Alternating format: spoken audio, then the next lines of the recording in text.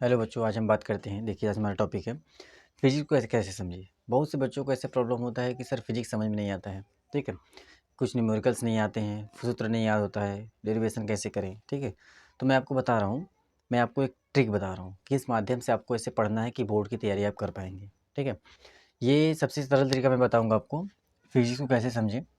मैं आपको सबसे सरल तरीका बता रहा हूँ कि फिजिक्स को किस तरीके से पढ़ा जाए, वो याद भी होता रहे और समझते भी रहें। ठीक है, देखिए ऐसी कोई भी चीज़ नहीं है जो हम रट कर परीक्षा जैसे रट तो लेंगे आप, ठीक है, रट लेंगे, लेकिन क्या होता है ना कि परीक्षा हॉल में जब बैठेंगे तो जो कभी-कभी आता हुआ चीज़ भूल जाते हैं। आज सुबह हम पढ़े हैं, लेकिन परीक्षा हॉल में बैठते हैं तो क्या होता है कि भूल जाते हैं ना। ये कारण क्या होता है? इसका कारण ये होता है कि हम रटते हैं उस चीज़ को। क्या करते हैं? रटते हैं। यही मैं आपको तरीका बता रहा हूँ कि कैसे आप फिजिक्स को पढ़ सकते हैं। तो आइए बात करते हैं हम। देखिए, जैसे फिजिक्स में हमारा कोई भी चैप्टर हो गया, मान लीजिए पहला चैप्टर हो गया, कोई भी चैप्टर में कोई भी टॉपिक उठा लीजिए, मानव उठा लीजिए, मानव नेत्र को हम अगर मान लीजिए उठा लेते हैं। ठीक, अब इस मानव नेत्र को हमें पढ़ना है। इसमें सवाल भी आते हैं कुछ। ठीक है, इसमें सूत्र भी होता है, सवाल भी आता है। तो सब लोग सोचते हैं कि सर मानव नेत्र में तो कुछ बायोलॉजी से रिलेटेड है, जिससे हम याद तो कर लेते हैं, क्योंकि बायोलॉजी से क्या होता है, संबंधित होता है, इससे बायो में सब लोग की रुचि ज़्यादा होती है। ठीक है, तो क्या होता है कि हम मानव नेत्र को समझ तो लेते हैं, लेकिन इससे इससे रिलेटेड जो सवाल आता है वो हम नहीं कर पाते हैं। क्यों नहीं कर पाते हैं? क्योंकि हमारा जो मेन टारगेट होता है वो बायोलॉजिकल होता है, कि हम बायो पर ज़्यादा कमांड करते हैं, वो हमारे शरीर से संबंधित होता है, इसलिए हम उसमें ज़्यादा रुचि रखते हैं और अच्छे-अच्छे जानने का प्रयास करते हैं कि हम और उसे गहराई में जाकर जानें। ठीक है?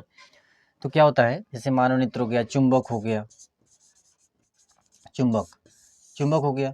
अब इससे क्या होता है कि जब तक चुंबक तक चलेगा, जैसे चुंबक क्या है, चुंबक का गुण क्या है, ठीक है, तब तक तो थोड़ा-थोड़ा कुछ समझ में आएगा, लेकिन जैसे ही थोड़ा-सा और ऊपर जब अंदर इसके अंदर घुसेंगे, तो क्या होता है, चुंबक से धीरे-धीरे माइंड हटने लगता है। तो इसका कारण होता क्या है कि जब तक हम किसी भी चीज़ को, ठीक है, जब तक हम किसी भी चीज़ को अगर माइंड से समझें ना, अगर हम ना समझें, ठीक है, अगर हम नहीं समझ पा रहे हैं, तो क्या होता है, कोई दिमाग में नहीं हो पाता है। ठीक है, अगर हम उसको रटेंगे, तो एक ही 2 ही लाइन को रटते लगभग 2-3 घंटा, 4 घंटा बीत सकता है। 1 दिन भी बीत सकता है, या अगर मान लीजिए आपको 1 दिन में याद ही हो गया 2 हेडिंग, ठीक है, 2 हेडिंग मान लीजिए याद कर लिया आप लोग, ठीक है, याद करते हैं। उसके बाद क्या होता है कि 3 दिन बाद जब उसको रिवाइज़ नहीं करेंगे, तीसरे दिन बाद आपको फिर नया लगेगा, फिर आपको रटना पड़ेगा। यही काम करना पड़ता है आपको बार-बार। तो गलती आप क्या करते हैं कि अगर कोई भी टीचर हो, कोई भी व्यक्ति हो, कोई भी टीचर हो, कहीं पर भी कोचिंग संस्था, स्कूल संस्था, कोई भी संस्था हो, ठीक है? यदि वहाँ पर कोई व्यक्ति आपको पढ़ा रहा है, फिजिक्स हो, मान लीजिए फिजिक्स आपको कोई फिजिक्स का पहला मान लो कोई चैप्टर पढ़ा रहा है, चुंबक उठा लिया, ठीक? तो चुंबक उठा लेता है तो सबसे पहले वो आपको समझाता है। लिखवाने वाला काम बाद में करता है, ठीक है?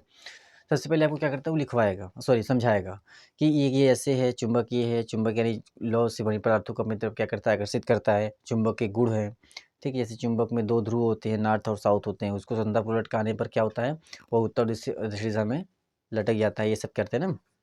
हमेशा जो है समान ध्रुवों पर आकर्षण हो तो सॉरी प्रतिकर्षण होता है, असमान ध्रुवों पर क्या होता है, आकर्षण होता है। यानी समान होगा तो दूर जाएगा, और जब असमान होगा यानी कि समान यन और यस मिलेगा तो आपस में क्या हो जाएगा, चिपक जाएगा, आकर्षण करेगा। तो ये चीज़ अगर हम सुनेंगे, ठीक है, हम टीचर की बात को ध्यान से सुनेंगे, गहराई तक जाएंगे, तो हम उसको क्या करते हैं, पकड़ लेते हैं। वही चीज़ जो है टीचर अपनी भाषा में समझाता है पहले, कि आप समझ लीजिए।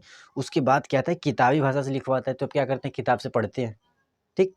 तो आप क्या करते हो कि किताब से पढ़ते हैं आप, कि किताब से यही चीज़ आएगा, यही चीज़ हमको लिखना है बार-बार।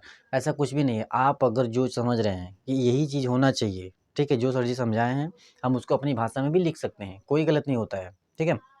तो आप लोग इसको माइंड से निकाल दीजिए कि हमारा जो है गलत हो जाएगा। माइंड में अगर जैसे कि किताब में 3 हेडिंग दे दिया, 3 हेडिंग में से एकदम सेम टू सेम वही लिखेंगे तभी नंबर मिलेगा। कुछ एक आध पॉइंट गलत हो गया, सब लोग टेंशन में हो जाते हैं, निराश हो जाते हैं कि अरे यार मेरा तो यहाँ पे गलत हो गया, अब मैं क्या करूँ, है ना?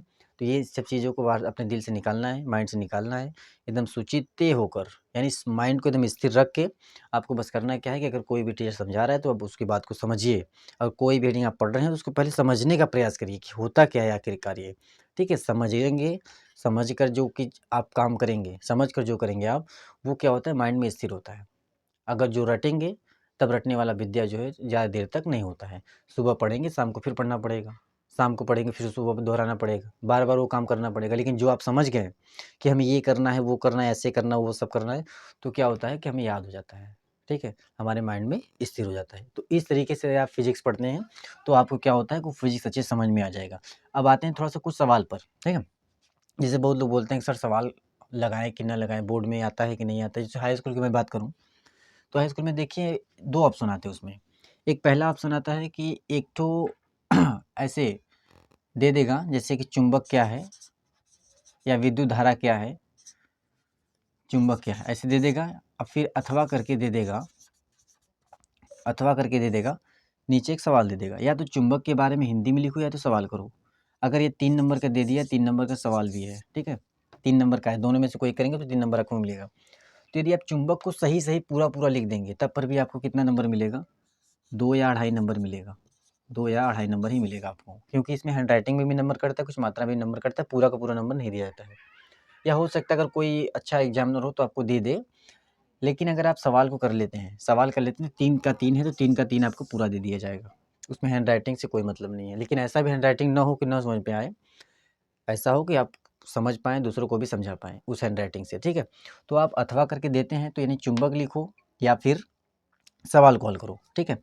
कभी-कभी किसी रेयर केस में क्या होता है कि दोनों सवाल होता है, एक ऊपर सवाल न्यूमेरिकल होता है, अथवा करके क्या देगा, एक नीचे भी न्यूमेरिकल होता है, ठीक है? न्यूमेरिकल। अब क्या करेंगे आप? उस कंडीशन में आप तो एक ना एक का आपको करना पड़ेगा। तो आपको मैं बता रहा हूँ कि जितने भी एग्ज़ाम्पल्स हैं, ठीक है? शॉर्ट तरीके से मैं आपको बता रहा हूँ। जितने भी एग्ज़ाम्पल्स हैं फिज़िक्स के, उस एग्ज़ाम्पल्स को आप पूरा का पूरा लगा लीजिए। जितने भी एग्ज़ाम्पल्स हैं फिज़िक्स में, हर चैप्टर का, आप पूरा का पूरा एग्ज़ाम्पल ही बस लगाइए और उसको समझ कर लगाइए कि इस फ़ॉर्मूले में कैसे है, इस फ़ॉर्मूले में क्या है, उत्तल दर्पण, अवतल दर्पण जो भी हो, लेंस है, जो भी है, आप उसको एकदम अच्छे से समझते हुए आप लगाते रहिए और उसको बार-बार देखते रहिए कि सवाल कैसे आ रहा है, कैसे नहीं। उसी टाइप से सवाल क्या होता है, अक्सर ज़्यादा आता है, क्योंकि एग्ज़ाम्पल को ही उठाकर सवाल क्या करेगा, बोर्ड में देता है, ठीक है? क्यों? क्योंकि बच्चे जो क्या होते हैं न्यूमेरिकल को ज़्यादा लगाते हैं, सवाल पर ध्यान कम देंगे।